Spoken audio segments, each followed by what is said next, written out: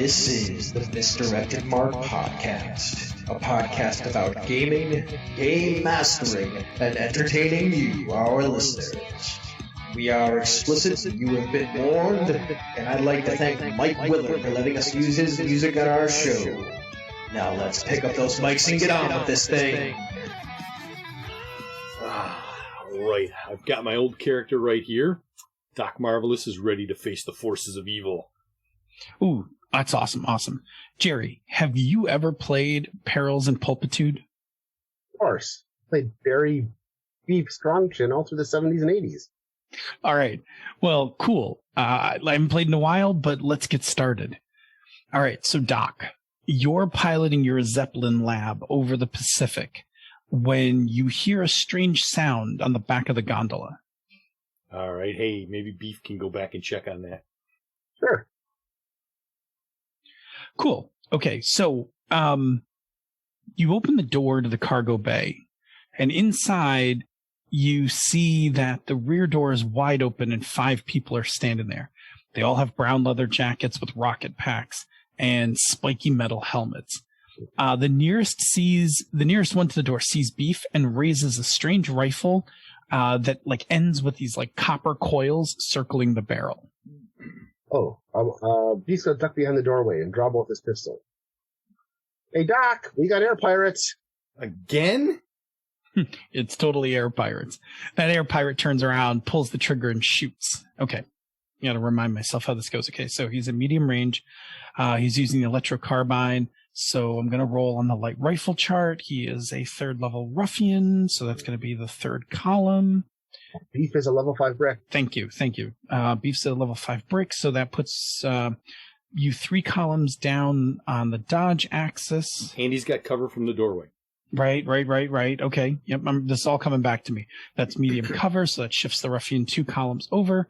And I roll my percentile dice, 79. On that column, that is a light wound, 1d6 damage. Hang on. You take 4 points of electrical damage. Oh, crap. Well, okay, that's not too bad. I got you covered, Beef.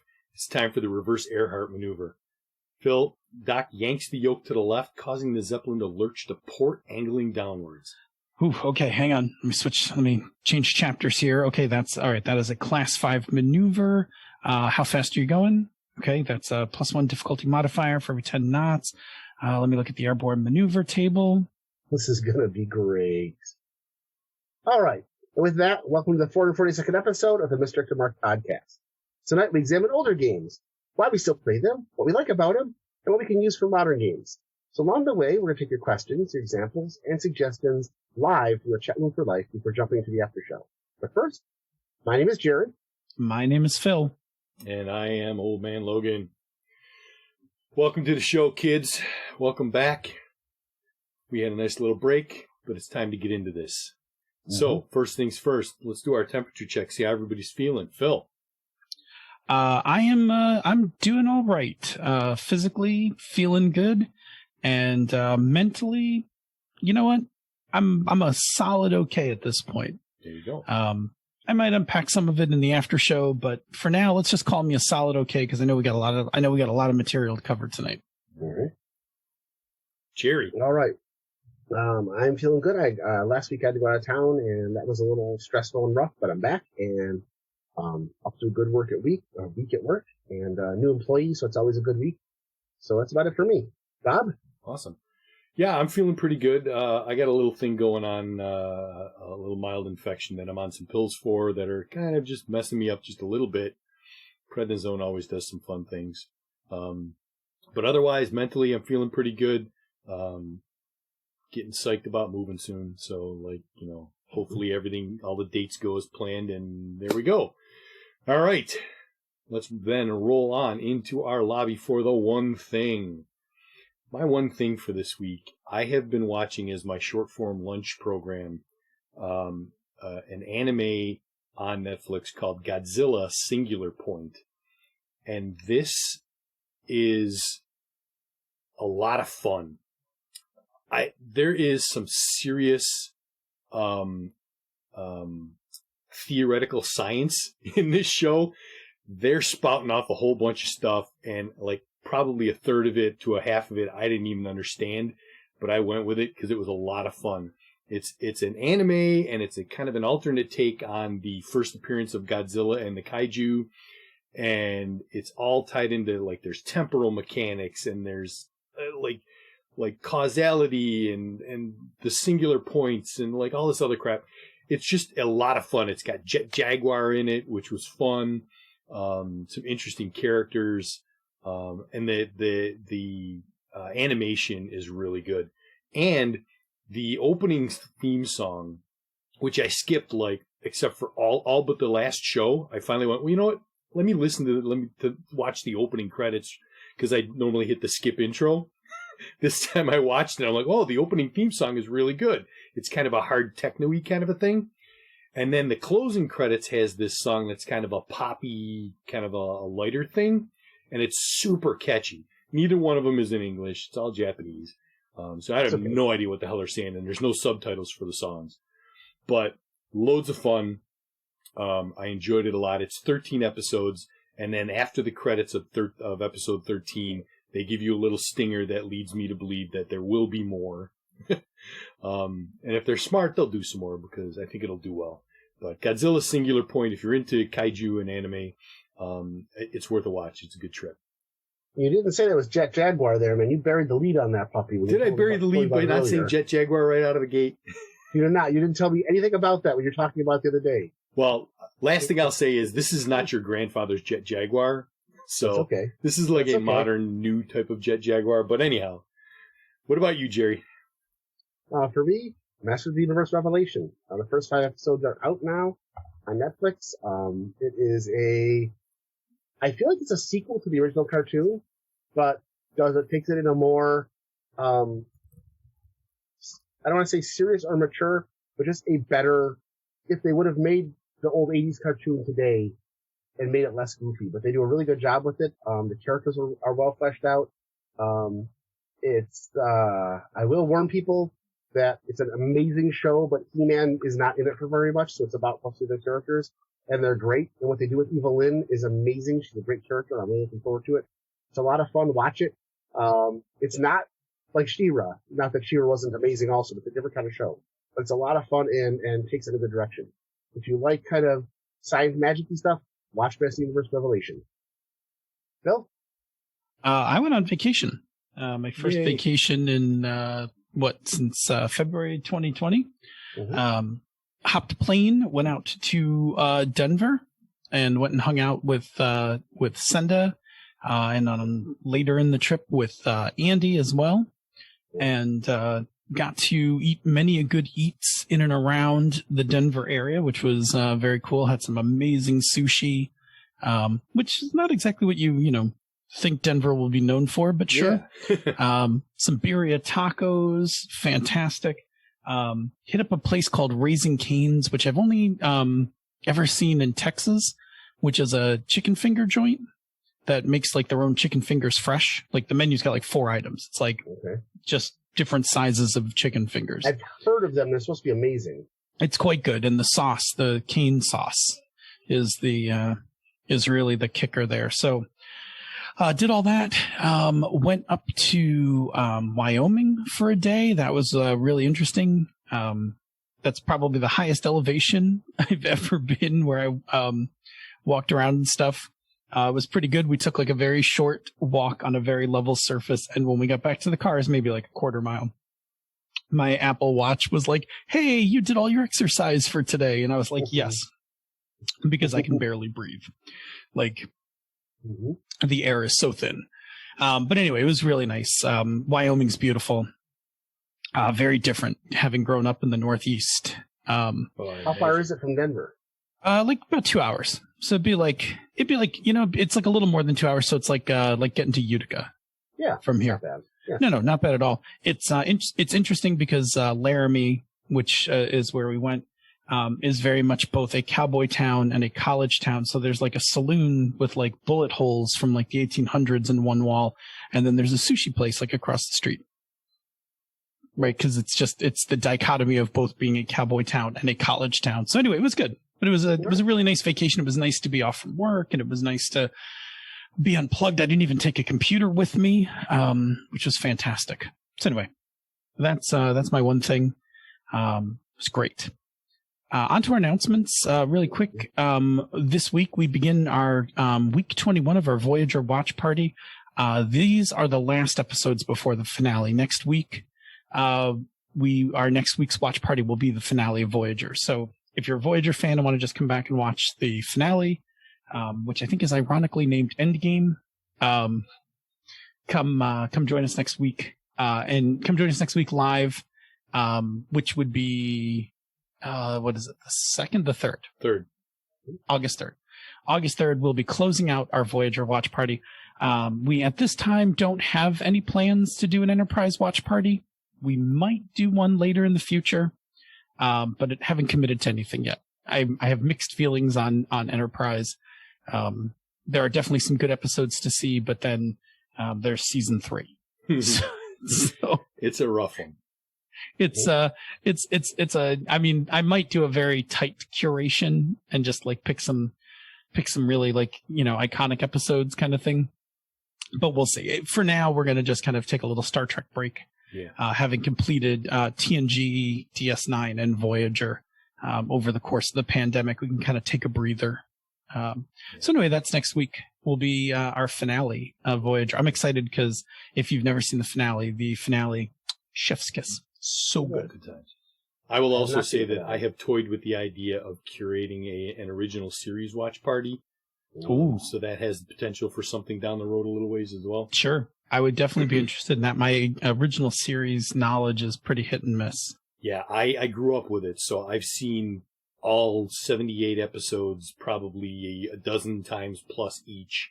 So I just have to probably run through them one more time and refresh myself with a few of the high points. But yeah, that would be excellent. That's not that's a series that I know from as a kid, but I don't actually know as an adult. All right. And then the last announcement for the live listeners, the Misdirected Mark Forums dice bag giveaway. If you're watching live, it ends on Friday. Friday night at midnight, boom, end of story. Everybody who's got their introductory posts in on the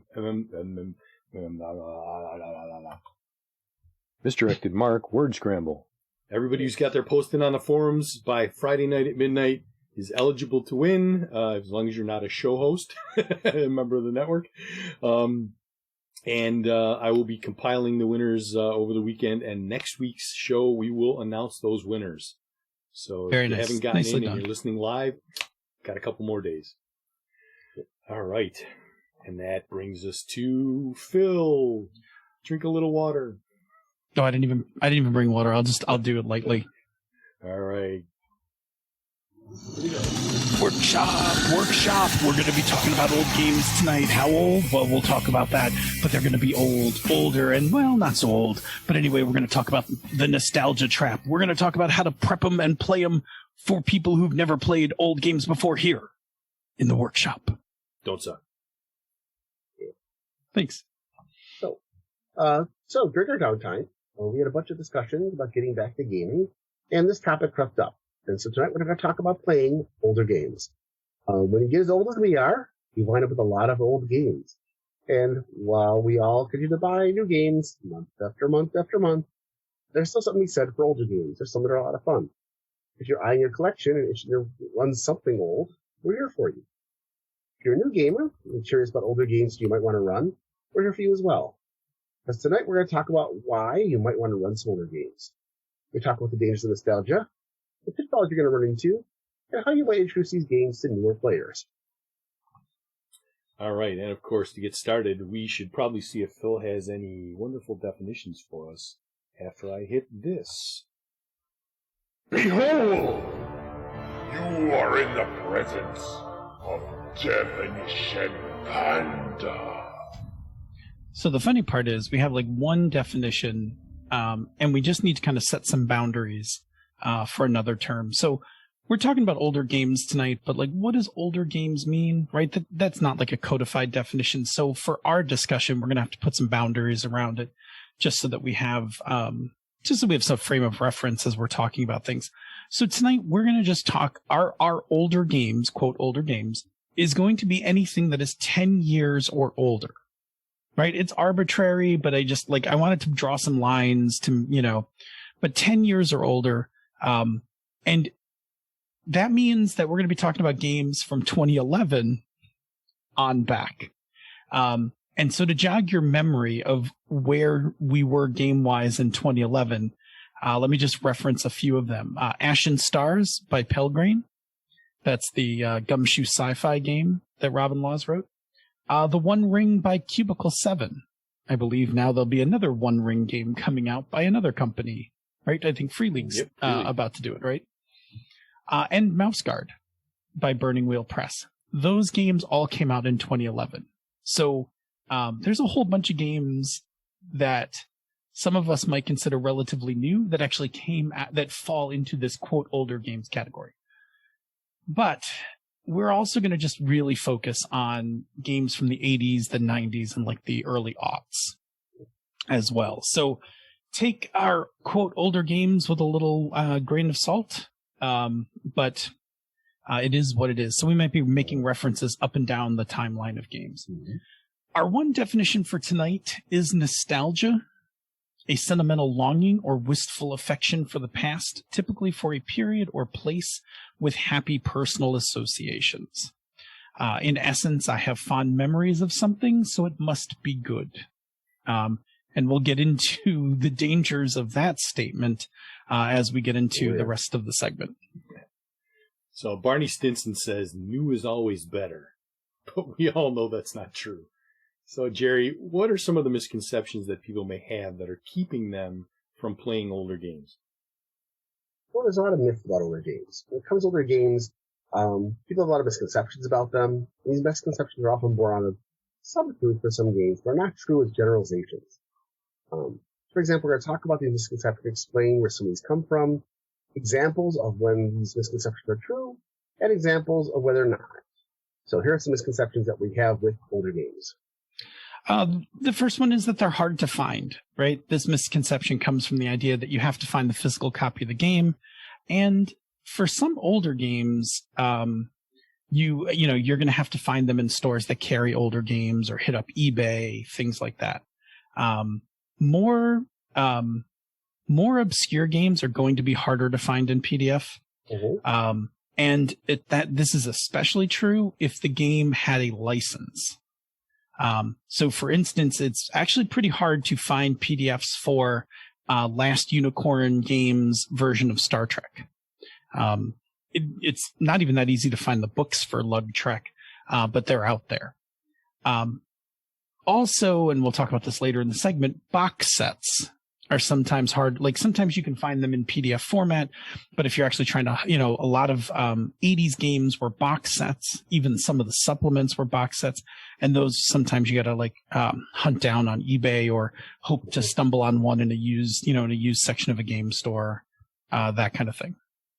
But thanks to PDFs, there are a lot of older games that are actually converted to electronic format, right? So you can find just about anything for Traveler if you look hard enough.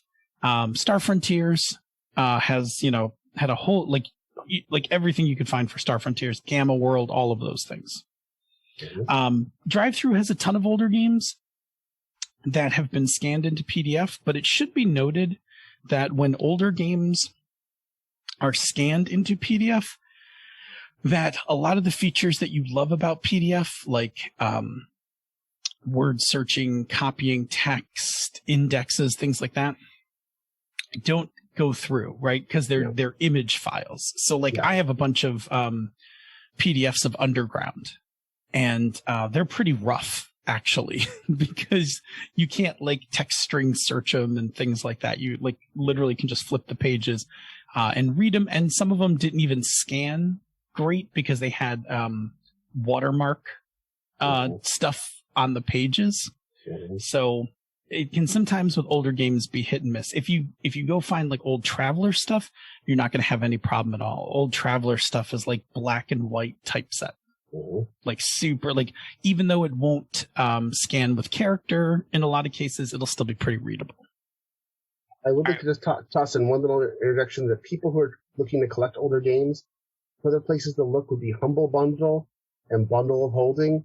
They often do bundles of old out-of-print games. Yep. And you can get a ton of old PDFs of stuff all in one. They'll have, here's, all of the Traveler Black books from the early 80s, for $25, and you get the whole pack. So if you are interested in those sorts of things, I would suggest getting on the notification list for Bundle of Holding and Humble Bundle. Yeah. Because they often have really good collections of old games. And I will say that Bundle of Holding often recycles bundles. So Yes. if you missed a bundle, it will show up again. Yeah, there's a chance at some it's coming point. back, yeah. And usually with some extra stuff jammed into it. Yep. Cool. Jerry, tell us about another misconception. There's a misconception there's lack of support and lack of new material. And while this might be true that some game companies are done making new material for games, or if their license ran out, they're allowed to make new things for the game, but there are large online communities that still make lots of new content for these games. For example, there are web archives of the Facebook stats, the Marvel characters. As a matter of fact, Marvel's entire Facebook catalog is still available for free online. Yeah. And there's a separate group that is making additional books for the Marvel file even today. I think that's like 37 volumes. And I worked for a small publisher who for years did game books for the Fantasy Trip decades after it stopped being published. And so until they re-released the Fantasy Trip about a year and a half ago, we were able to get other things online that supported that game for years. The Star Frontiersman was They recently got a cease and desist from WotC though, so they were allowed to keep their old stuff though. Yeah. They were allowed to keep up their old stuff though. Yeah. But yeah, they were they were making magazines for Star Frontiers. Yeah. They only got in trouble because they mixed in stuff from Dragon magazine. Oops. They worked it out with WotC. It's on their webpage. Oh, good. Another misconception is that, and again, maybe misconception, maybe not, right? The rules are clunky or complicated. The idea that modern games are built off the successes and mistakes of older games, and thus older games are not really as refined, right? Like this is where this misconception comes from. And it's kind of a mixed bag, right? Because for sure, there are older games that are complicated, right? Rollmaster, for instance. And there are certainly games that are clunky, like Gangbusters, if you ever listened to our exploratory play of Gangbusters. Mm-hmm. But there are actually plenty of elegant games that were made in the past that are actually quite playable even by today's standards, right? Whispering Vault is a game that would totally be playable today. Marvel's Face Rip, that's never lost a following. There's still people who love that version. Pre-COVID, I used to run it once a year as a small like mini campaign. Yep, absolutely, it's fantastic. Witchcraft was a favorite of Bob's and mine. CJ Sorella, right? Yeah, CJ Corella. CJ Corella, yeah. Witchcraft, fantastic urban horror game from the 90s. Yeah. The next thing I hear is that the books are too long or too big. There's a theory that all the game books back then were giant hardcover books. And some of them were, depending on your era. But what I remember a lot about the other games, they were really pretty thin. When you look at the original Dungeon Master's Guide and Player's Handbook for D&D, they were about half the size of the books we have today. Yeah. You look at I'll be honest, I think this kind of comes more in the noughties than anything else. Because I can't think of many game books from that era that were big, long, and big, long, giant books. Do you think of any off the top of your head that would be a giant hardback book from back then? I mean, the DMG, first edition DMG is kind of thick, and you don't even need most of it. Yeah. You didn't... When I think big giant book, I anything. think stuff like DCC and Talus and those kind of things, and I'm like, nah, we didn't have anything like that back in the day. The first edition Dungeon Master's Guide with the thickness of my thumb. That's about it. Warhammer Fantasy Roleplay. That was a big book. Oh, that was a big book. Okay, that was a DCC size book. That was a big book. But even that wasn't that old. Yeah, but you look at mid-'80s. But you start looking at other games, though. A lot of them were really thin. The Traveler books were all tiny, digest-sized publications. Top Secret SI book had 2 main books in the box set. a 96-page player's guide, and what is it, 64-page administrator's guide. Yeah, most of the game was in the player's guide. Yeah. The rule book for first and second edition Village of Anthony's had everything you needed to run the games. If you bought the second edition D&D book, that was everything you needed to play the game. All the other things they put out were just modules, collections of bad guys, and a Dungeon Master screen. You could run the game for years on that. And while Champions wasn't that big, Hero System book would become a tome over time. Champion 3rd edition was a pretty thick book. Yeah. And then Champion, or Heroes System 5 or whatever. You could bludgeon a person to death with that book. Champions is tricky because Champions, the first edition Champions was actually Champions 1, Champions 2, Champions 3, Champions 4, and then when they got second edition, they just combined them into a thicker book. So Champions might fall somewhere in between because you really couldn't run the game much with the very first rule book. It was very, very thin. It was still a lot of fun. Yeah. It's a very fun game. Mechton, original Mechton was a thin book. You played the whole game with that book. There you go. 64 pages. All right. All right. Phil, you might want to just center up a little bit. You're a little off.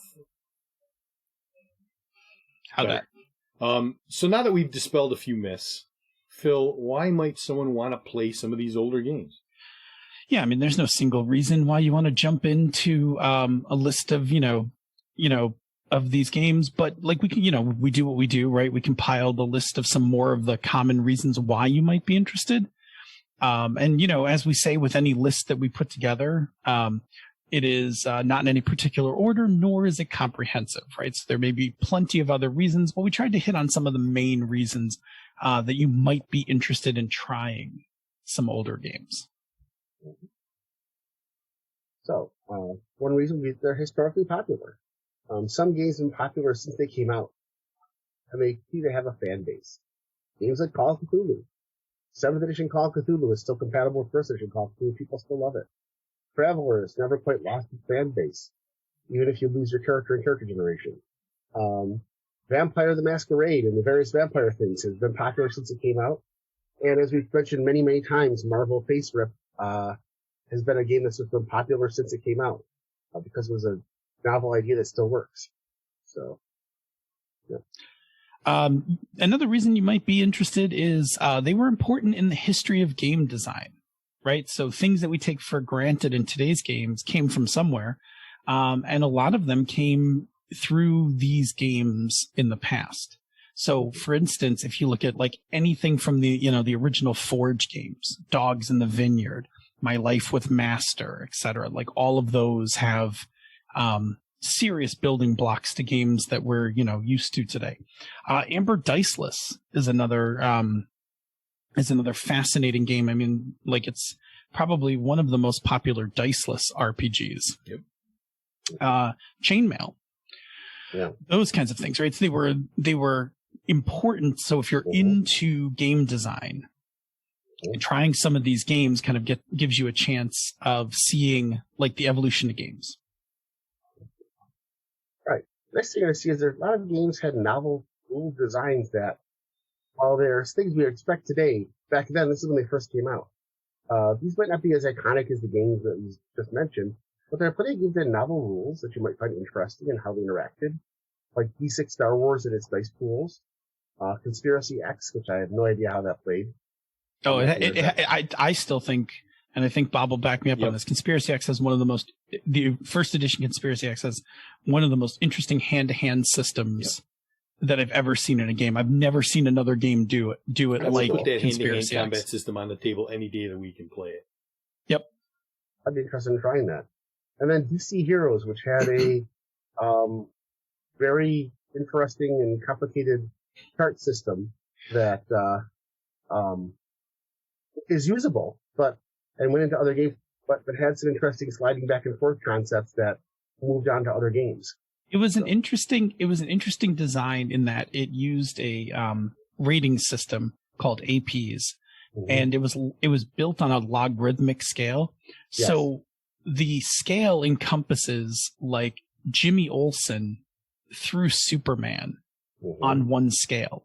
But it also had really interesting things, like because it was logarithmic, when you had to do something like how far Superman could throw a battleship. You just needed to know the units for those things. Like, how many units of strength does Superman have? How many units of weight is a battleship? And then, like, I think you subtracted them or something. Yep. And then the resulting number was the distance that he could throw the battleship. It was very interesting in that respect. And I actually played a lot of DC Heroes, even though I'm not a huge DC comic fan. I spent a summer playing DC Heroes. And then, of course, that system Megs was transferred also into Underground. Ah, I didn't know that. So we played a lot of DC Heroes, and then we played a lot of Blood of Heroes, which was the generic version when they lost license to DC Comics. And it was fun to play. It was during the summer when our GM changed game systems like every 2 months. Yeah. And so we kept the same characters that we created in one game system and bounced them from system to system until we found a system that we liked. And we eventually went back to Pacer where the characters were designed. Okay. But it was interesting to play. And I liked it. It's a little, I liked the add subtract system. I don't know if it works better at a lower scale.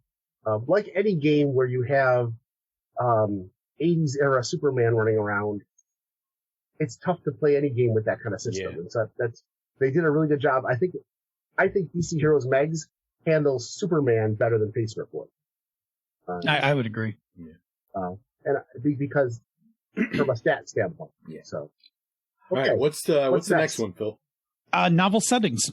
Right, you might be attracted from a setting from a game from the past that isn't that hasn't been remade today. Again, I'm going to cite Whispering Vault, which is like a really trippy horror / supers, because it's like a little of both. It's like a horror supers setting. Paranoia. Even though there's a new version of Paranoia, like that setting's a little different than the original Paranoia. Ghostbusters. Yeah. That was a hell of a game in its time. And Toon's a game that you don't you don't really see anybody having remade. Yeah. Well, lastly, maybe you just enjoyed it. You have fond memories of playing the game. Whether it was a good or bad system, you may have had fun playing the game itself. Yeah, so I'm going to interrupt right there because that is nostalgia. Mm-hmm. We had a whole show about that, but there are reasons why that might not be a good reason to play older games. And we call this the nostalgia trap. Bob's 100% correct. We're talking about old games. We have to factor in the trap of nostalgia. Because you find it earlier, the thing that something is good because you have positive memories about it, and that's the tricky part. Memories are never accurate, and a lot of times they're going to be fallible. We may have found memories of a game you had a good time playing, or because we played it with good friends and we had a good time with them. And we forget that we really didn't like the system, or that the system was difficult to play. Amen. I'm a huge fan of Vampire, right? The original Vampire. But like when I ran it in the 90s, we didn't even use the actual mechanics. Like we made our own diceless version of the game. And I will still tell you that I'm a huge fan of Vampire, but if I was like to go back and play it as written, I probably wouldn't be thrilled. I ran D&D for over a decade, and every year we fiddled with the rules more and more and more until a lot of it didn't resemble the original game, or at least we fiddled with the things that didn't work, and that's okay. But I realized that if I sat down to play an actual D&D game right now, I probably would not be happy if it was anything over street level, and that's okay. Next, there's going to be a chance you may not have run the game correctly back then. But what you're remembering is fun is that you're actually remembering the fun of the game as it was written. Stuff we just talked about. So, Bill? Yeah, I mean, I don't think I ever ran Palladium correctly. I think we took some liberties with the combat system and the, like how many actions you got or what you could dodge or parry or whatever. And, I don't think I care, right? Like we had fun playing it. But I also don't remember how we played it wrong. So, like, if I was to pick up Palladium now and go back and run it, I'm not even sure I would remember how to play it the way I played it in the late 80s, right? So, like, I might wind up running it and then being like, oh, this is not how I remember this game. That's understandable. So, nostalgia aside, let's say you want to take an older game out for a spin. What kind of things might we encounter, Phil? Yeah, so when you're looking at older games, there are a few things that are going to be true in general, right? Again, every time we say something in general, like, there's an exception for every one of these. Yep. Please don't jump all over us. But there are some generalities that you can expect when you play older games. And there are some things we'll talk about in the second half of this section that are kind of indicative of certain decades of games, right? Like trends and things like that. But here's some things that are pretty common when you play older games. Right, first, you're going to have much less narrative control for players. And the older the game it is, the more true this is. Older games really put most of the narrative control with the GM. Really old games, the GM did all the dice rolling. The players never saw any of the dice. They were just told this succeeded or failed. Back then, players had narrative authority for the character did, but you would often see a lot of it getting defined in other parts of the world.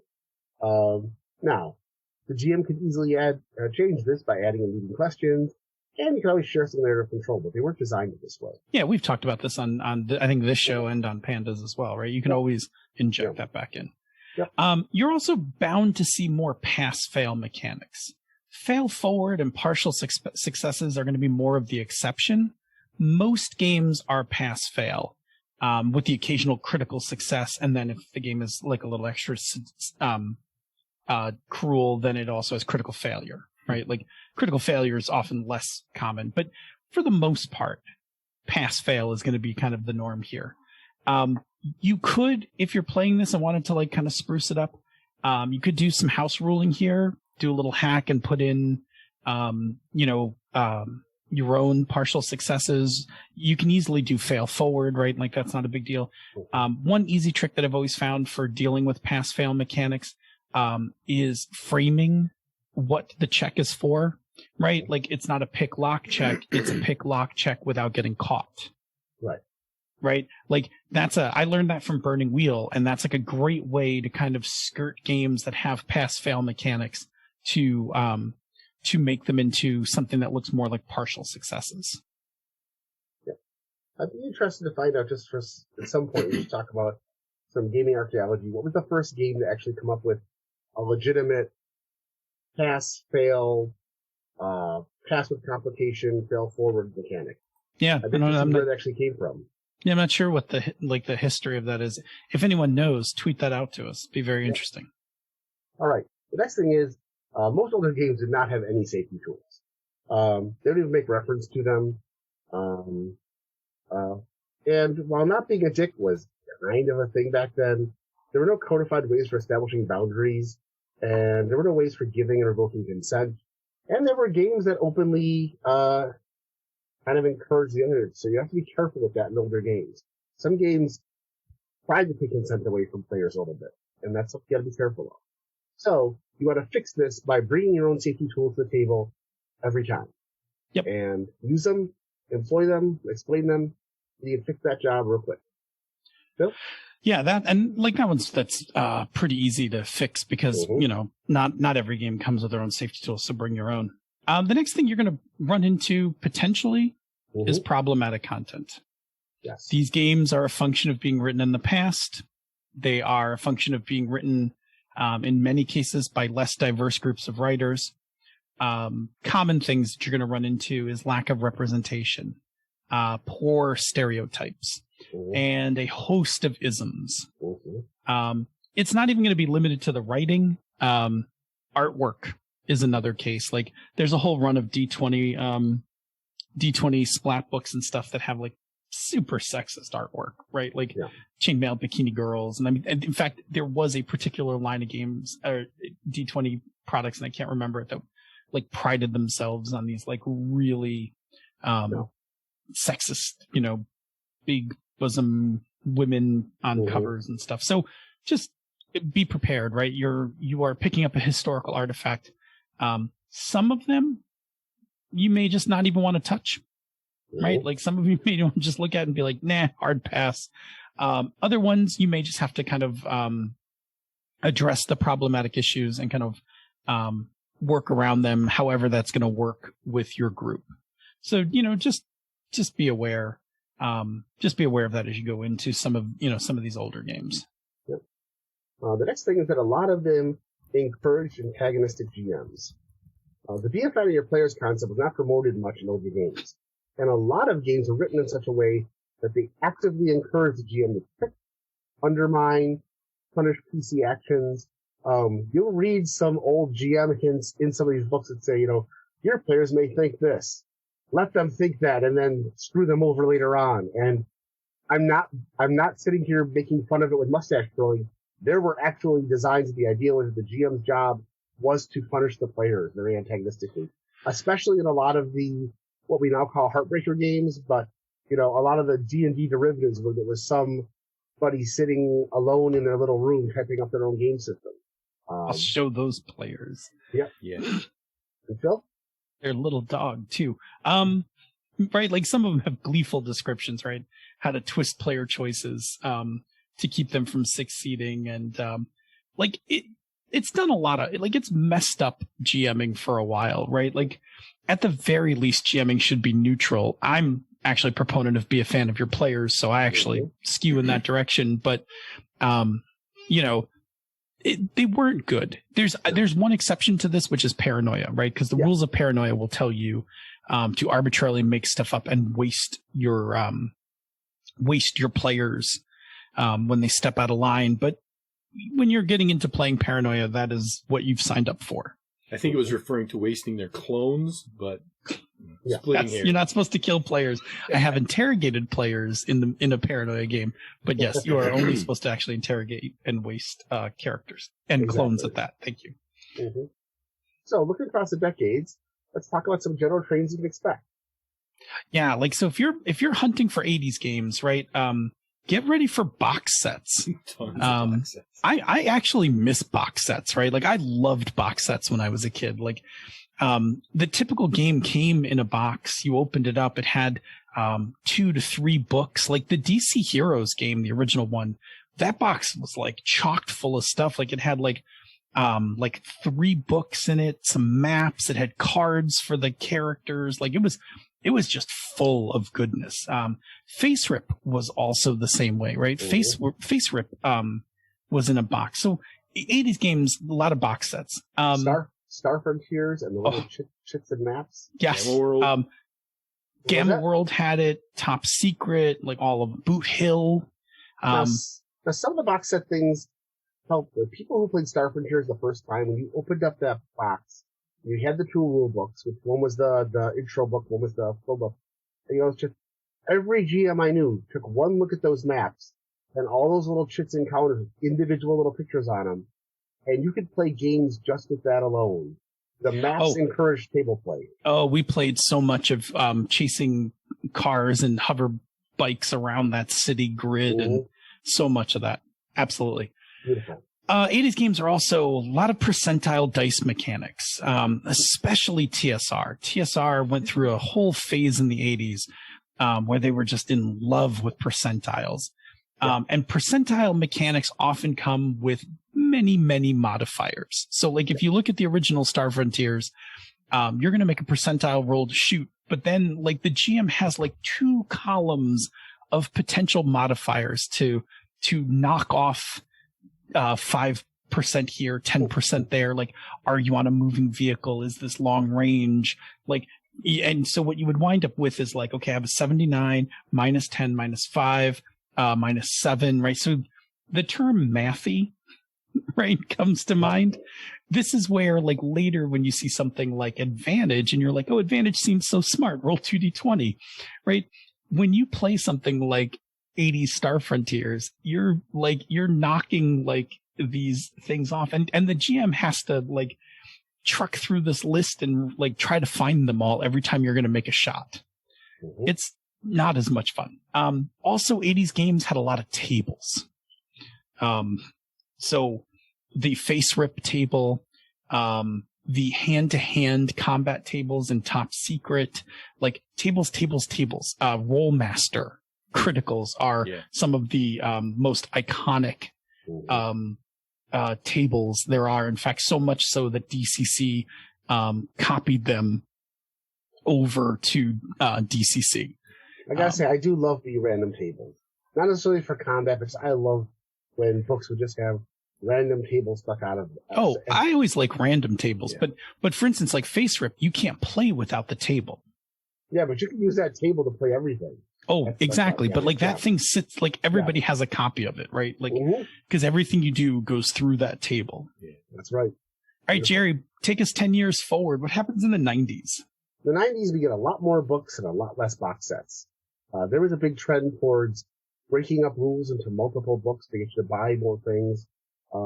This was the beginning of the concept of how do we get more money out of players, because the GMs bought everything. So let's give more supplements, more expansions, much darker content, lots of urban fantasy, lots of horror, dark conspiracy, and basically the gritty, grimdark, basically. If you, it's the best The description. Zack Snyder years. Yes. Yeah, I mean, if you look at the 80s as being like 80s X-Men and bright colors and all that, the 90s were the Dark Knight and that sort of thing brought in. Oh, it's so true. Like so much black and white horror artwork from the 90s. Bad, really bad horror artwork. And then we had weird settings. Lots of things, extraplanar stuff, gods jumping from universe to universe, and just strange places to play in that might not necessarily fit every niche, but work really well for that one game. Yeah. When you get into the 2000s, get ready for the D20. The early 2000s were dominated by D20 games, and if you currently make fun of the concept of, I can make this in a 5e game, well, that all came from I could make this a D20 game, because there is a D20 for every flavor in this decade. Yep. The big ones, obviously, you had 3rd edition D&D, D20 Modern. Yep. That was a big one for Bob and I. Mutants and Masterminds was your D20 Supers game, but it wasn't the only one. There were more. And it was really where the OGL came out. So it's where you start getting small press D20 products as well. And like everywhere. Like you had military D20 games. You had horror. You had the fantasy stuff. You had supplement upon supplement upon supplement for all of them. It was wild. I think the 2000s is really where the word splat book took on a whole new vibrant meaning. I mean, the original splat books we all know, we all remember as the TSR, Second edition. The complete elf, fighter, the complete gladiator, whatever. But man, by the 2000s, like the glut of D20 books, that's why it crashed, right? Like the glut of D20 books was a massive. But also in the 2000s is the Forge games, right? So these are all the early indie games that were born out of the Forge discussion group, right? So this is where Burning Wheel came from. This is where Dogs in the Vineyard came from and all those. So the 2000s have this real interesting dichotomy because commercially, it's all D20, right? D&D, D20 fantasy. And it's like, and everybody's got a fantasy D20 book to tack onto, onto D&D. And then in this like kind of weird, quiet corner, although I think the Forge was anything but quiet, you've got the Forge churning out like these real cutting edge games that by today's standards, I don't know if you would quite consider them cutting edge, but for their time against the backdrop of the D20 era, it was pretty impressive. Yeah, they were hacking through the weeds with a machete there, finding some hidden stuff. Yeah, and there was some weird things. And one more thing I think we should add to the 80s. 80s was the advent of the plethora of universal role-playing games. Oh God, GURPS, Hero System, things like that, where they tried to make one game system for all settings. Yeah. It still creeps up here and there, but personally, my feeling is one size does not fit all, but that's just me. I could almost be a grognard. never. That's exactly it. So I think there's in there. Okay, go ahead, Bob. So, as older players, going back to play older games is one thing because we pretty much all have the same expectations of those games because we played through those times. So, what if you want to take an older game and introduce it to some newer players? Is there anything special we can do to introduce these people to these older games? Well, for the most part, teaching new gamers older games isn't going to be all that different from teaching any game out there. But if they're used to more modern games, you might have to deal with some of the trends we mentioned above, such as lack of narrative authority, pass-down mechanics, etc. But what we can run into issues are going to be with settings. Depending on the game you're playing and the age of your characters, some settings just might not make any sense. Yeah, for instance, beyond a certain age, the tropes that you would be used to in Toon, that, Toon draws heavily on classic Warner Brothers cartoons, the old Tom and Jerry, things like that. Mm-hmm. At past a certain age, those things aren't tropes that that younger people understand. Like, my kids have no concept of like the Acme, mail away, like mail away to Acme for, your earthquake pills or your, flying dynamite or whatever, right? Like, no reference to that. Before the last edition of Paranoia, the Paranoia setting's main bad guys were communists, not in the good communist way, but like Soviets. Commie mutant traitors was like the main, phrase for that game. And there's a lot of like kind of built-in like 80s Cold War, tropes and things like that in old Paranoia that if you were born after the wall fell, I'm thinking of Schmitty here in the chat room, right? Like, might just not like ring with you.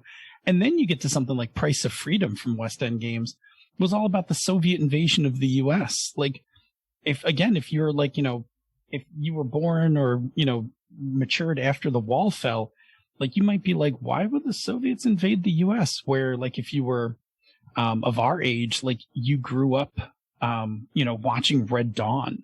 Like, I couldn't have been more excited to play Price of Freedom when it came out because it was basically Red Dawn, the role-playing game. And I got to go, fight communists who took over my hometown. But that's not going to jive. Like, that's not going to settle with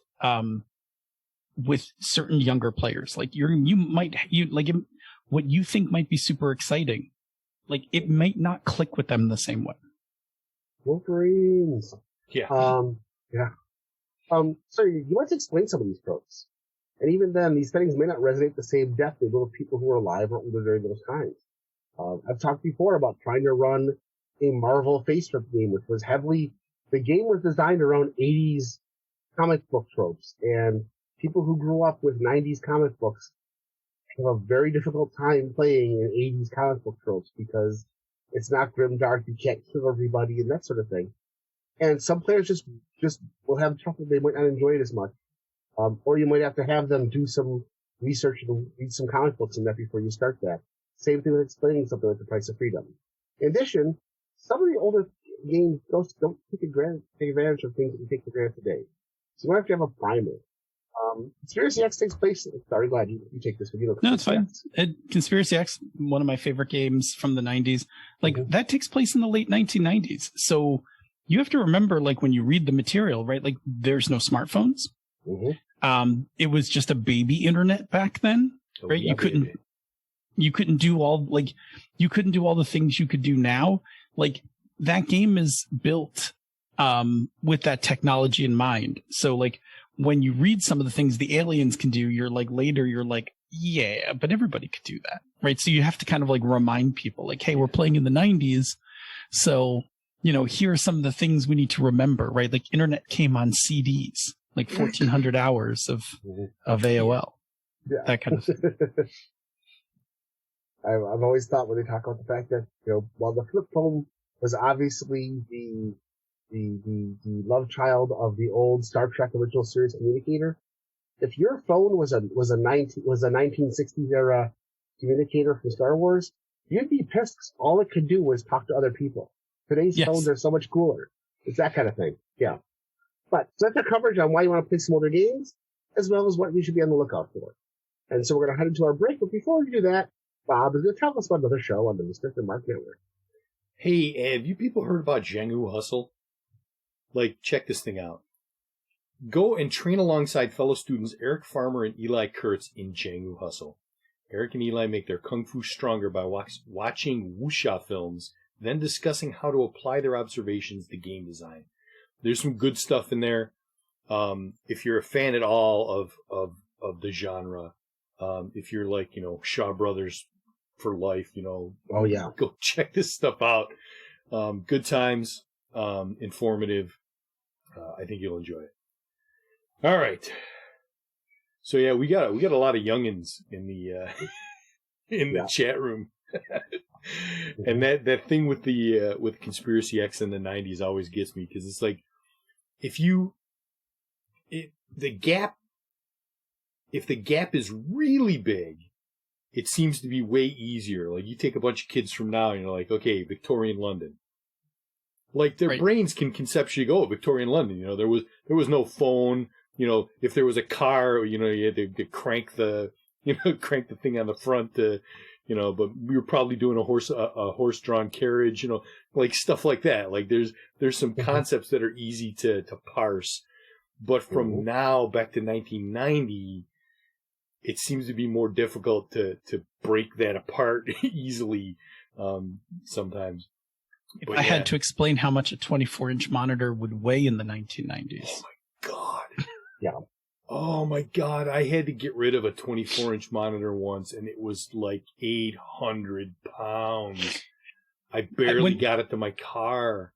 It's really funny when sometimes we were talking while I was on vacation. I had a chance. JT, our good friend JT, came up and went to dinner with Andy, Senda, and Senda's kiddo, and we were talking about LAN parties. Yeah. And I was like, what people don't remember about LAN parties in the 90s was how big everything was that you had to carry to somebody's house. Like, your 17-inch monitor weighed like 20 pounds. Yeah. Like, and you had to carry it like with two arms wrapped around it. And then you had a tower. I had special gear. I bought this one company put out special straps and packaging. So, like, you could put your tower, wrap it with these things that snap together, that had a pocket on one side for the keyboard and the mice and the cables, and then you carried that with a handle for your thing. And then there was another one that fit around the monitor so that you could kind of get one hand on it. It was not easy to carry it with one hand because it weighed so much, but yeah. And then everybody would get together and then plug in all their stuff. The power drain on whatever location like went through the roof. Oh, it was so, I mean, it was a great time. Like, don't get me wrong. My nostalgia for the 90s is actually quite high. Like, I really enjoyed the birth of the internet. I really enjoyed the beginning of cell phones and stuff like that. But it is comical, like, how different. Like, I'm just looking at my Mac Mini that's on my desk, right? I couldn't have even gotten I wouldn't have been able to get a portable hard drive this size, right? Like, let alone a full functional computer.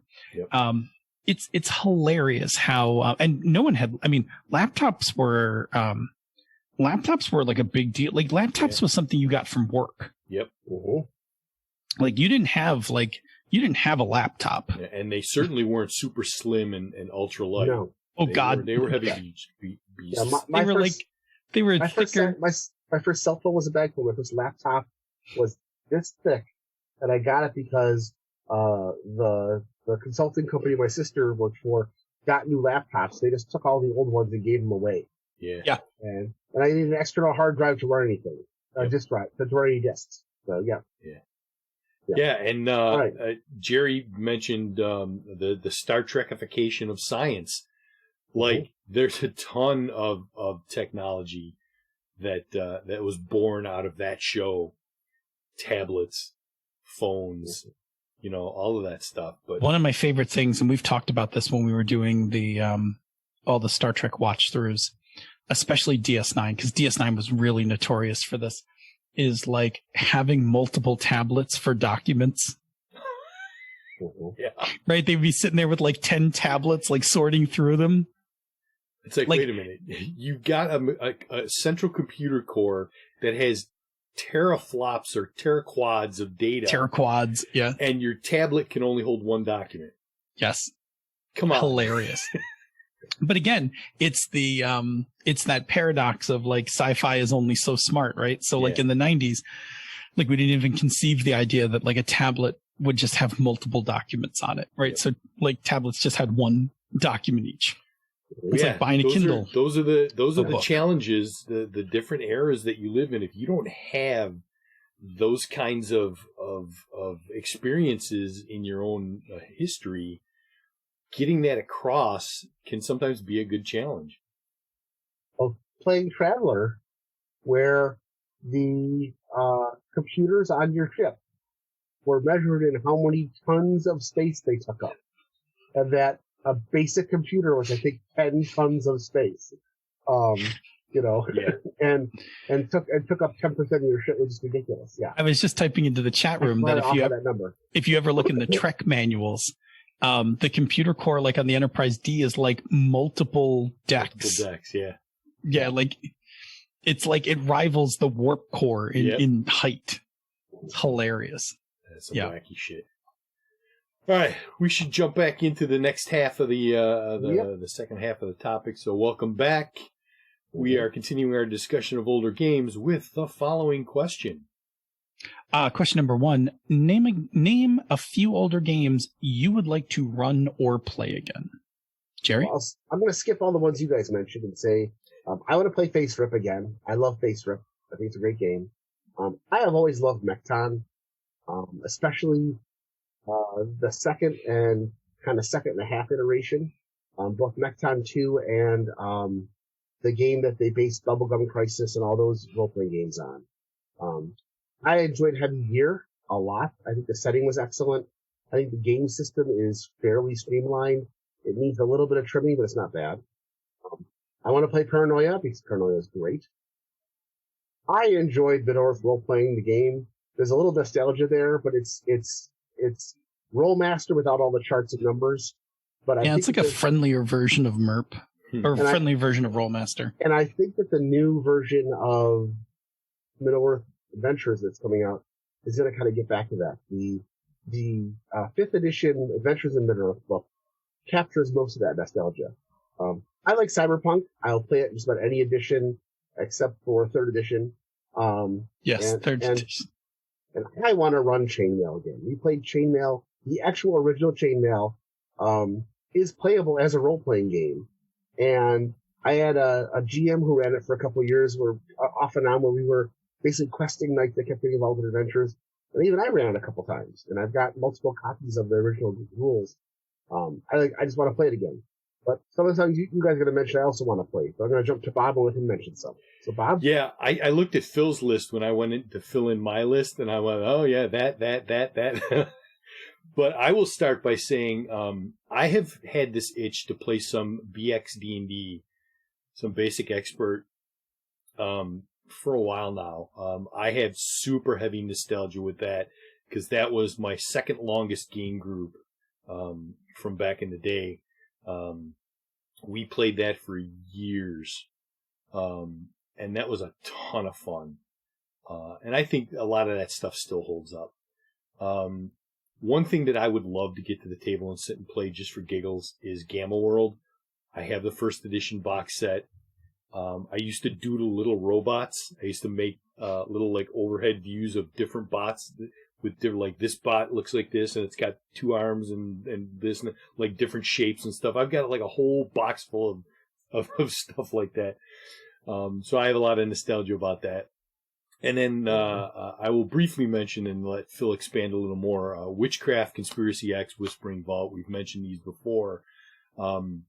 Those 3 games, I think, still hold up sufficiently that you could throw those down on the table and have a good time with them. And I would love to take all 3 of them for a spin again. Yep. Yeah, I'm just going down that line, right? Conspiracy X, I think is totally playable, right? I think that game holds up.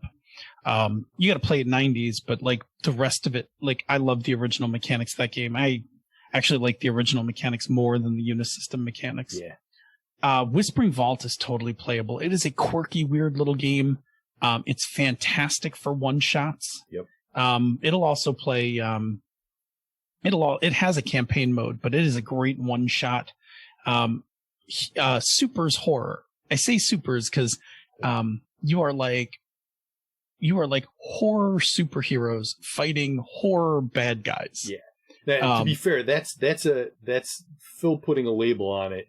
It's not a supers game. It's never been labeled in any kind of advertisement or in any copy as a supers game, but it's kind of like Vampire. Vampire is very much like a supers game with dark horror painted over the top of it, because the mechanics lead to that superhero-y kind of power-y character, and that's kind of what Whispering Vault does. Yeah, Whispering Vault is very much about being like these supernatural, super-powered hunters that are hunting these like rogue monsters. It's great, and the setting for it is super weird. It's weird, but it works.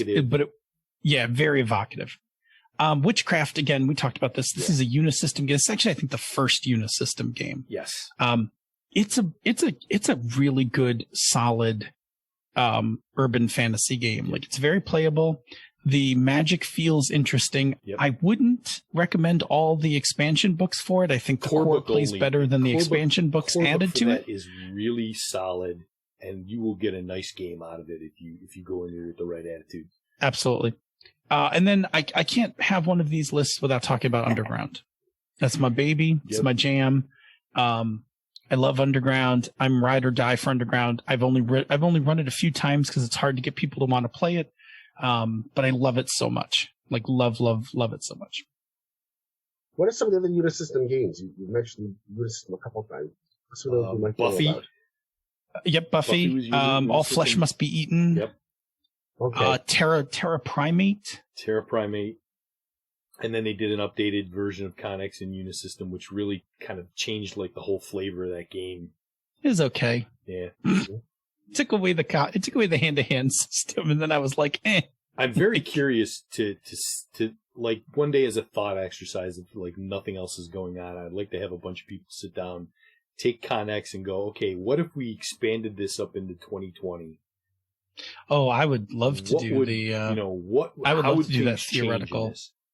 That would be a fun exercise. Totally would do that. All right, what's the next question? All right. Question 2, based on your current style of gaming and GMing, what challenges do you think you're going to run into trying to play video games? Oh, like I know for a fact, because I was somewhere early in the pandemic, I was going through Whispering Vault, and narrative control is going to be a tough one for me. I love shared narrative control. It's an easy hackable fix, right? I just have to add narrative control and, or I just have to share some of it. Not super hard. The other one that really, the other one's pass fail, right? I can't stand how pass fail mechanics sometimes blunt progress. So I really like, I like fail forward. I like success with a consequence, those kinds of things. Mm-hmm.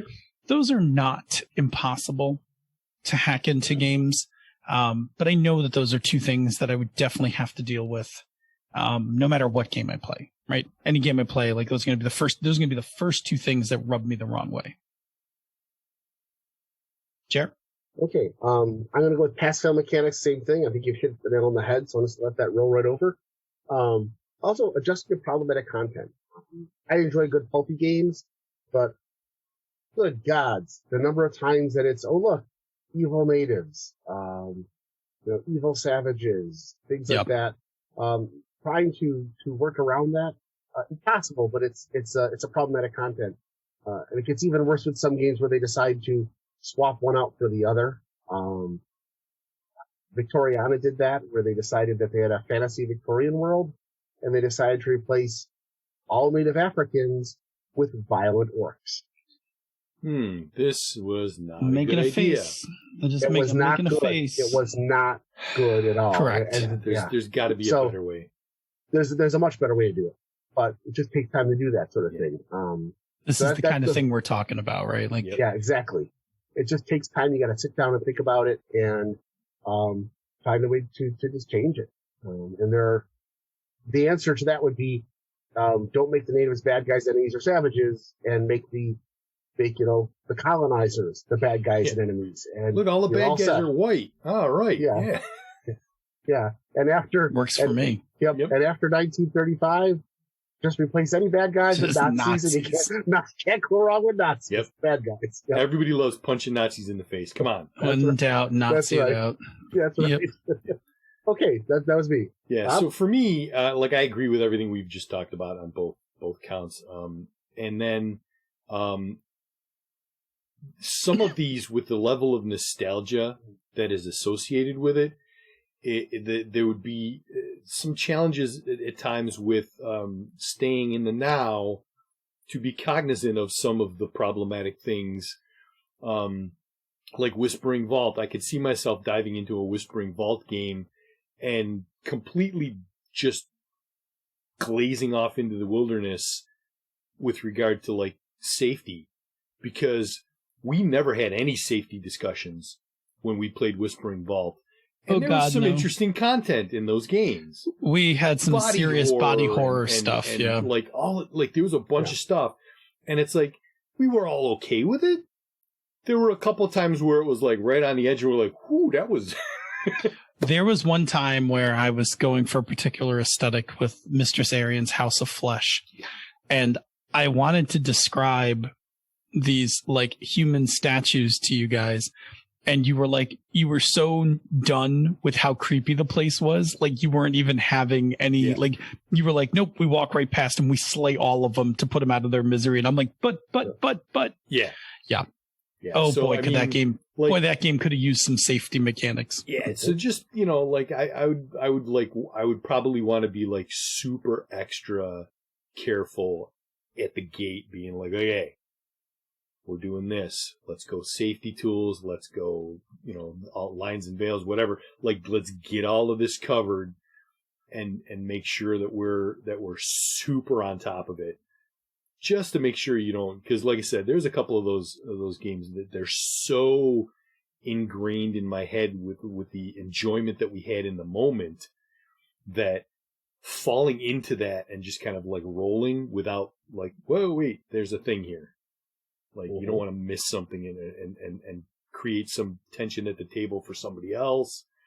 It's a different time. And depending on who you're playing with, if you're not playing with everybody who was at the table in the day, you got a new player, you could slam into something really easily with a new player and be like, oh, wait a minute. Yep. Without a doubt. Yeah. Yep. You always want to keep it safe. Yes. All right. So that brings us then to question 3. What game do you want to port to a new rules set because you don't think you'll enjoy the rules anymore, but you love that setting? Jerry and I have one of the same ones. Yep. Star Frontiers. I don't actually think that the Star Frontiers rules are the draw to playing Star Frontiers. No. And I think you could just do the whole thing in Fate. Yeah. Right? Like, just port the whole thing to Fate or Savage Worlds. I know there's a Savage Worlds port for it already. There's a couple of them. Yeah, there's a couple of them, right? Like, totally fine. Just move that into just like pick it up and move it to a modern game setting. Totally work.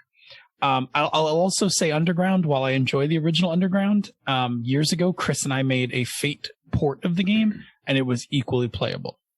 It was quite enjoyable, actually. It played more to our style at that time, which was very much all about getting into Fate back then. But it was totally playable. So those are the two games that I wouldn't necessarily hold on to the mechanics, but I definitely would hold on to the setting to play again. Yeah. Oh, Schmitty's got Shadowrun. Absolutely. Yep. 100%. Jerry, what about you? I'd say Star Frontiers. I think I agree with you. I think that Fate would probably handle Star Frontiers better than Savage Worlds. Yeah. I think Savage Worlds will handle a good one-shot, but I think if you're planning on running a campaign, Fate would handle it better. Because Star Frontiers was never really about advancement. It was more about the setting in the background. You pretty much created your character, and that was that. The other two that I have, I don't know if these would count as game systems or not. There was Thieves Guild, which was a box set and a bunch of supplements that they put out, something called Haven, which was a city, and it was when I say D20 knockoff, I'm talking basic D&D knockoff. It was I remember the Thieves. Its own, and it was, every book was, the whole thing was Thieves Guild. It's fun to play the bad guys, and it was a box set and then a bunch of supplements, and every supplement was a different theme. So the first one was how to play brigands and bandits, and the second one was the heist. The third one was infiltrating parties, and the fourth one was pirates. And they didn't really want you to play the bad guys. You were always doing other things in there, but it was well done. And the other one would be the companions, which was a set of rules and modules that were very generic D&D clone kind of things. But every adventure was written so that it could be tied into the other, like, 6 in the series. And it was the first time, I've discussed this before, it was the first time they had adventures where, that I saw, where the players came to town. There was a timeline. This is what happened before you got there. This is what happens while you're there. And this is what happens if the players don't stop it.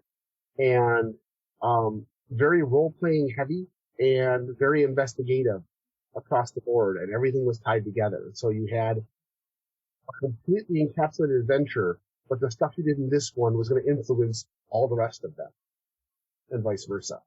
I just think it would make for a really good game. I'm not sure what system would handle it, because it is a little combat heavy, so it would be something that I think something like Savage Worlds might handle better than, I guess a game like TVT would probably handle it perfectly fine, or Dungeon World. So it's not quite as gritty as Dungeon World often is. So, be something fun to try. How about you, Bob? Yeah, I kind of agree. Like, I've never played Star Frontiers, but knowing the system is, where the system got its origins from and the era that it was in, something like a Fate version would definitely be better. We did that thing with Gangbusters where we mocked up what some possible changes. I would love to finish that up and, like, just do a homebrew Gangbusters game in a different setting and fiddle around with that again, because Gangbusters is an interesting setting to me that could have some fun. So allow me to put the peanut butter let me put the chocolate into your peanut butter. There's a guy out on the internet, I forget his name, a gentleman who is a huge Gangbusters fan, and he actually went back and made another edition of it. But then he went and made a BX version of Gangbusters. And I can't remember now the last time that came up. I think I went and I looked at it or tried to look for it, and I don't remember. But that's another thing that would be interesting, because again, Mark Hunt is the gentleman's name. I have that BX itch that I wanted to scratch. That's what I'm saying. Chocolate and peanut butter. Yeah, chocolate and peanut butter. But it's PDF is $4.99. I didn't. I may have bought that. I may have actually already bought that. It's in feels like an impulse buy. I'm with you. Yeah, that's in that price point. We're like, I'll just get that. All right, good stuff. All right, so that's our discussion about playing older games. Yeah, we hope that if you're interested in playing an older game, that some of this advice is going to help you out, like whether what to pick or things to look out for when you get it, or how to kind of introduce it to other players. That kind of thing. Yeah, we're going to go back into the chat room one more time, check in before we head off to the conversation corner. So I noticed Chromatic Chameleon. I almost fumbled on that. My tongue is just twisted today. Mentioned that Green Ronin has the IP for, I believe, Thieves World. And that made me stop and go, is Thieves World and Thieves Guild even remotely related other than the word thieves? They are totally different. Thieves World is the shared universe that Robert Asprin put together. Yep. That was Sanctuary, Tales from the Vulgar Unicorn, Hans and Shadow Spawn, and those. Yeah. Where Thieves Guild was just, let's play thieves let's make an entire adventure about being thieves. Yeah. But yeah, that's another interesting IP that I don't know how many times somebody has thrown that idea out there in RPG form, but I want to say I may have picked up the first book at some point back in the day and read it. I know I have it in my collection, but just reading the descriptions and stuff, I always found that to be one of those interesting settings that I would be interested to play in. I think it was the first specifically designed shared universe. And they got a bunch of famous authors specifically to write in the same universe with the idea they were going to share ideas. And the deal was you could use any characters from any other characters for any of their stories but you couldn't change them considerably without the author's permission. Mm-hmm. And I have they did them as, they're all short stories. And until they got built in. And at the time, the Science Fiction Book Club used to collect them in 3 novel volumes. I have the first 3 collections here if you want to borrow them. You can read through them quickly. It's an interesting setting. I'm not sure. It's one of those things that you read through and it's really fun to read through. And then you're like, I'm not sure how well it would survive as a role-playing game. Yeah. Because most fictional universes don't hold up well to adventurers running around.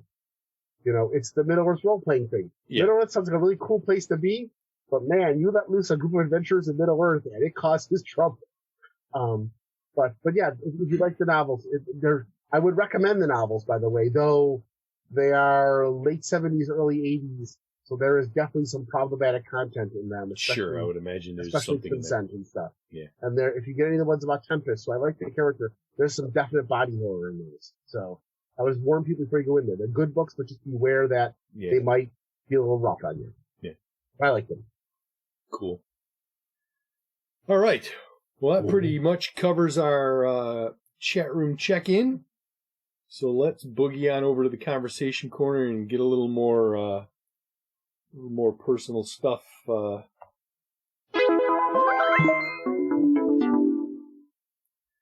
So in the intervening time since the last time we had a show, I have been very much in purge, clean, and pack mode, with heavy emphasis on the purge. You would not believe the stuff that I have found in my house. Let's put it this way. I had a big box full of magazines. And these magazines came with me to this house from my last apartment. And they were already out of date when I left my apartment. And I brought them with me. I had old copies of like PC World, Home Computer, networking and database magazines that I got from one of my boss's coworkers at work. Like old catalogs of sci-fi memorabilia and stuff. Like just this giant box of magazines and catalogs. And boom, right into the recycle bin. I'm like, there's no point. I kept some science fiction magazines. I had a subscription to Realms of Fantasy, which was sci-fi and fantasy stories and news and stuff like that. I kept those, and I had an old copy of Analog. Analog? Is that what they call it? It was a sci-fi story magazine, like a Reader's Digest size. And I kept one of the Star Trek catalogs because of all of the stuff that was in it. But yeah, like tons of magazines that were all like, oh my god, why did I bring these with me? Gone in the recycling. So I've been doing a lot of that. I haven't done a lot of packing in the last couple of weeks, but still cleaning and purging is good. I recently started rewatching Discovery because Phil started watching it, and I was done with some of the other stuff that I'd been watching, and with Voyager ending, I had room in my schedule to grab another show. So I'm rewatching Discovery, and it's even better the second time around now that I'm watching it again. And Phil and I have been geeking out over some of the stuff that's been happening in the episodes that we've both seen. And it's Phil made the statement, and I'll let him say it in his words, first seasons of Star Trek. As first seasons of Star Trek go, I have never seen a first season as good as Discovery. Like most first seasons, you're kind of like, they're working out the kinks. Like, rough you've got spots, writing issues. You've got the move along, what you've got, like, move along home. You've got Skin of Evil. you've got, I don't know, there's like 100 Voyager ones in the beginning that I'm kind of like, on. And the same thing with Enterprise, right? But boy, that Discovery first season, I'm only partway through it. It's so good. Like, it doesn't let up, like, from the first episode on, you're like, well, there's no duds here. Like, it just goes. Yeah. Now, and we've had this conversation before about some of the issues. Like, Jerry had an issue with the Klingons, and it's like, yeah, I get it. Oh, you just gotta move, like, you gotta just not, like, I did the same thing. You warned me about it, and I was... Look at the Klingon ships and go, yes, they're different from the other stuff. They're different, move on. Because they're not, that isn't important to the show. Nobody warned me about it. I think I think nobody warned me that they fucked up the Klingons. Yeah. Now that I know that, I can go back and watch it again. But it's just better. Like, if you just ignore it, you're just like, whatever. Like, that's it. Just I mentioned in the opening, Godzilla Singular Point, very entertaining show. There's also an anime style movie trilogy that Netflix has, which I watched the first two. I didn't even realize there was a third part to that. I need to pick that up and watch it again, or watch it, to complete the trilogy. Very interesting. That Godzilla trilogy is a ship leaves Earth. They're like, finally, like, Godzilla and the kaiju are just fucking everything up. This planet is screwed. Let's leave and get the hell out of here. So they take like a colony ship and they blast off, and they get out a ways and something goes wrong, and they're like, ah, shit. And they turn around and they come back, and it ends up they come back. It's 20,000 years later because of some stuff. And so 20,000 years later, like, Godzilla owns the planet, right? And like hilarity ensues. It's an interesting story with a lot of interesting stuff. That's cool. But I love me some kaiju, so always good stuff. Mm-hmm. And then the other thing that I've been watching is the new Kung Fu on the CW. I was a big fan of the original Kung Fu, and I watched bits and pieces of Kung Fu: The Legend Continues. This is not your father's Kung Fu. Aside from the fact that they clearly brought it into modern day with modern day sensibilities. It's from the CW. It's very much a product of the current times of diverse writing room. They have a 99% Asian cast, so they don't whitewash anybody. You have your token white guy who's in there for perspective and some different viewpoints and stuff as one of the side characters. The main character is a woman. The main antagonist is a woman. So much like Supergirl, you have a lot of the feminist perspective and that kind of thing. Very well done. The only thing that really stands out to me as a big difference between the old stuff and the new stuff is that the original Kung Fu, it got into like the Shaolin mysticism a little bit, mostly leaning into like the Qi and how that stuff relates to your Kung Fu. But this seems to be leaning into a little bit more of the magic than the old stuff did. And I'm very curious to see, I'm only like 6 or 7 episodes into the first season, and I'm very curious to see when we get to the climax of the story, how far they go with the magic. I'm not going to be disappointed if like they go full blown, like, oh, the magic, blah, blah, blah. Like, here we go. Like, I'll be fine with it, but I'm just curious to see where they're going to go with it. Cause it's not as grounded in quote reality as the original show was. It leans out a little more, and I don't know how far. But it's good stuff. It's got your typical, like the main character's learning lessons. She doesn't have, like a physical mentor. She's kind of like, got memories of a person that she's, like conversing with kind of in an internal monologue a lot of the time. But interesting stuff. They're telling some good stories. They're hitting all the topical stuff. There's like a Black Lives Matter episode. There's a whole thing about like immigration because these are Chinese people, Chinese Americans living in San Francisco. So you have like a whole immigration thing, angle that they work in one of the episodes. Like, there's a whole thing. But it's very well done. And the CW, to me, doesn't disappoint. The CW does a really nice job of bringing in diverse writers and talent for these shows and doing a really good job of telling good stories with compelling characters.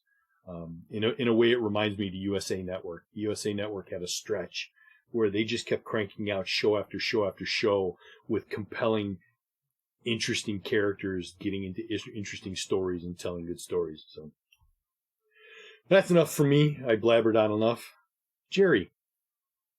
Well, I watched Black Widow, which we watched together, which I thought was a really good movie. I enjoyed it a lot.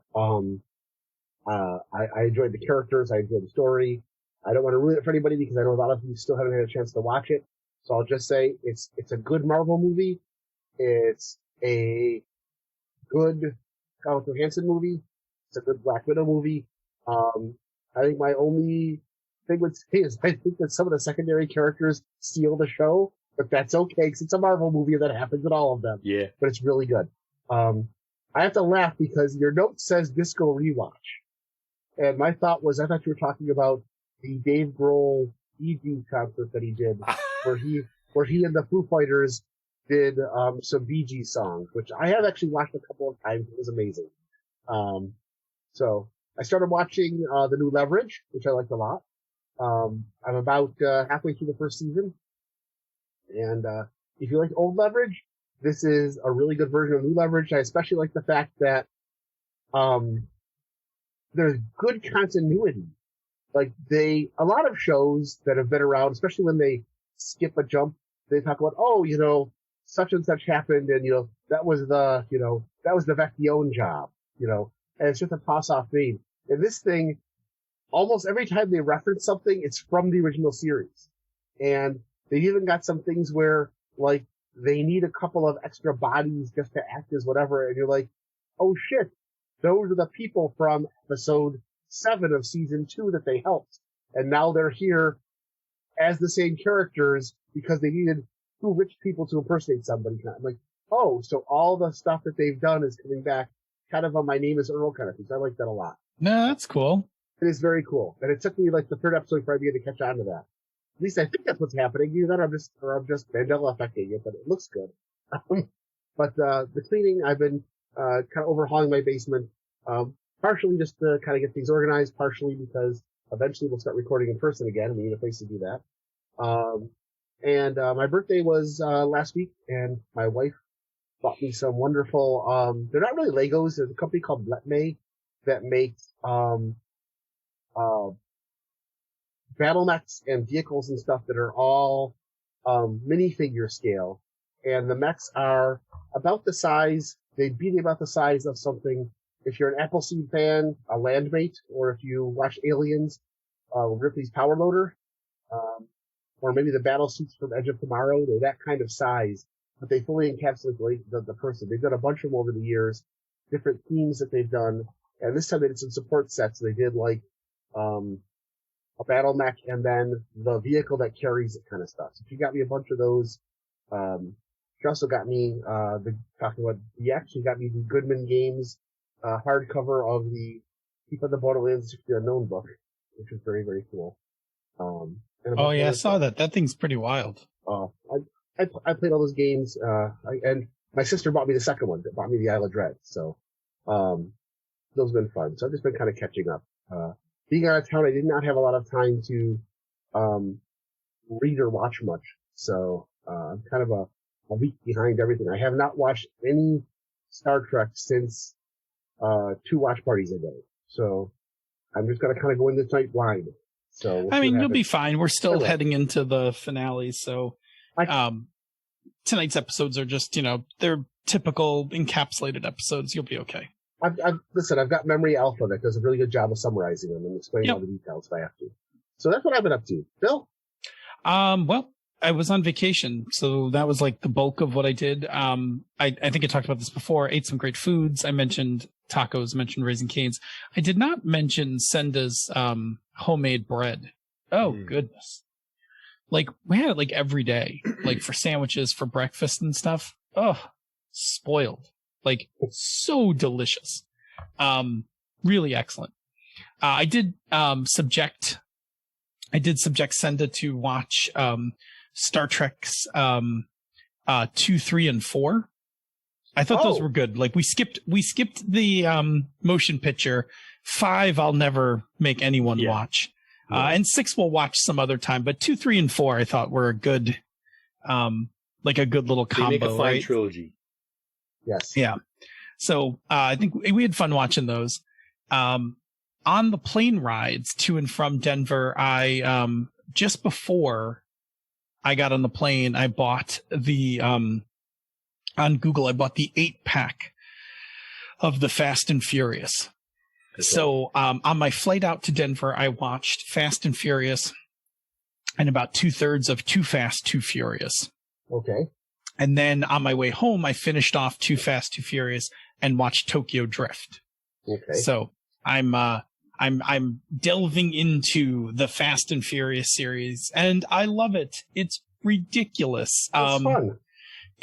I mean, having grown up in the 80s and was always a fan of action movies, these are, I know they get progressively more bonkers, right? Yeah. As like, yes, because 1 is still like pretty much like a crime drama with sick ass cars, and 2 is like kind of a crime drama, but a little more ridiculous. 3 is like a weird off note, but then it connects back. It has like a little stinger that connects it back to the universe.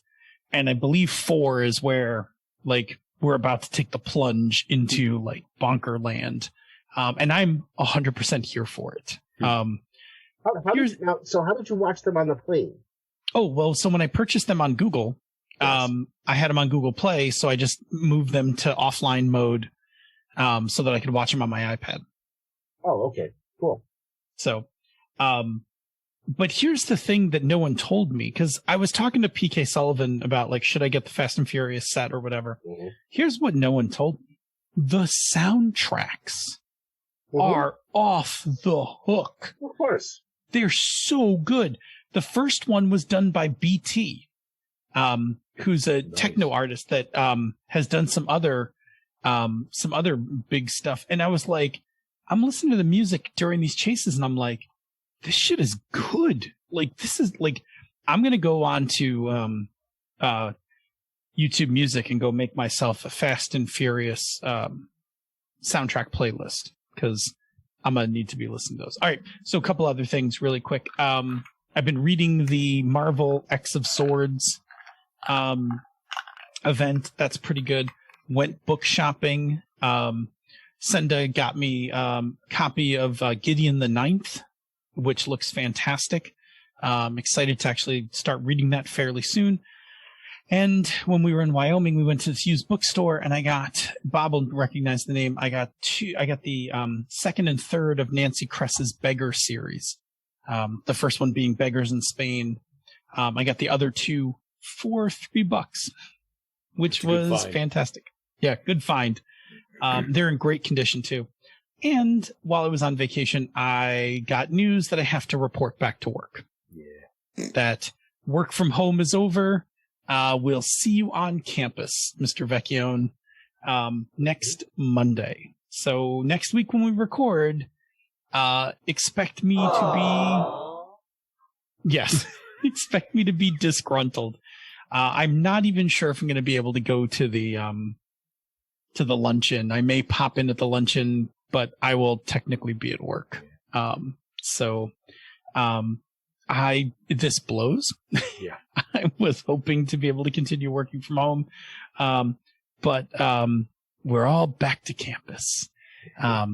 As the CDC is already changing guidelines because of the ever rising threat of the Delta variant. And I very much would like to just be home and not among people during Delta variant. So for now, we live in a place where they're not recommending masks, but I'm going to be pretty annoyed if I have to start wearing a mask in the office rather than work from home. Yeah. Because then I don't understand what I'm doing here.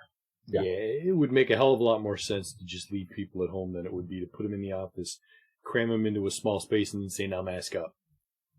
or then turn around and be like, and now go back home. Yeah. Mhm. Which is what I think is going to happen. If if we don't contain Delta, like, Yep. we'll see. We'll see how it goes. Hey, it's been Anyway. a while. Refresh my memory. Beggars in Spain. Is that the one with the sleepless? Yes. Okay. I still haven't gotten around to reading that ever, but I remember that was one of the things that was a plot thing, and I've been meaning to pick that up at some point. I may have even actually got a copy of the book, maybe hidden somewhere. If you don't find yours, I have a paperback that I'll happily lend you. All right. Well, that will bring us to our wonderful Patreon shout out. And guess what? It's time for the Royal Court again. But yay! Toot the trumpets for the Royal Court of the Misdirected Mark Network. We've got Andrew Dacey, the Warden of Whiskies. Andy Olson, the Duke of Dice.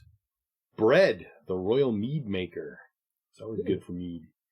Craig, the Lord of One Name. Eric Bontz, the Duke of Gators, and also happens to be the Lord of Beefness. Our very own GM Gerrymander, the Lord of the After Show.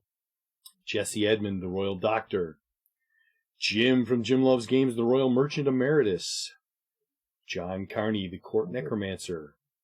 Kevin Lovecraft, the Royal Beard. Richard Wyatt, the Captain of the Royal Airship Fleet. Schmitty, the Keeper of the Labyrinth. Tiberius Starcrash Smith, one of the greatest names in the history of the world, the Baron of Britannia. And Todd Crapper, the Prophet of Probability. Thank you to the Royal Court for being patrons, and thanks to everyone for listening tonight. If you are free on Tuesday evenings at 8 p.m. Eastern, 6 p.m. the Queen's Time, come join us live on Twitch, where you can chat with other listeners in the awesome chat room for life and ask us the occasional question. If you can't make the live show, check out our podcast each week, wherever you get your podcasts. And take a listen to some of the other shows in the Misdirected Mark Network, such as They're Super Geek. I apologize for it again. They're a Super Geek. Mastering Dungeons. Bonestone Obsidian. The FM Gamers. Hannah's Talking Games. The Gnome Cast. Jane Who Hustle. The Lounge. Bonus Experience, and back episodes of She's a Super Geek. You can and should check out our amazing sibling podcasts, Tabletop Bellhop, The Knights of the Night, and the amazing Gaming and DS. And once again, They're a Super Geek is now on. Is it every other Thursday, I believe? Yes. Pretty live. Excellent show. All right.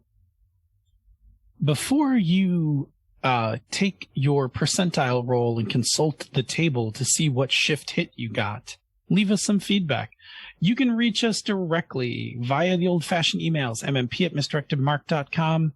You can hit us up on Twitter. The show and the network is at Misdirected Mark. He's Robert M. Everson. He's GM Gerrymander, and I am DNA Phil. And if you like what we do here and on the other shows in the Misdirected Mark Network, you can support our Patreon campaigns. MMP, Mastering Dungeons, and Pandas Talking Games are at patreon.com/MMP. Zhangu Hustle is at patreon.com/Zhangu Hustle, and Bonus Experience is at patreon.com/Bonus Experience. Patrons of MMP, Mastering Dungeons, and Pandas Talking Games get access to the after show, pre-production show notes, musical parodies, the Bamboo Lounge, and other occasional special releases. This has been a Misdirected Mark production, the media arm of Encoded Designs. Mic drop. Yow.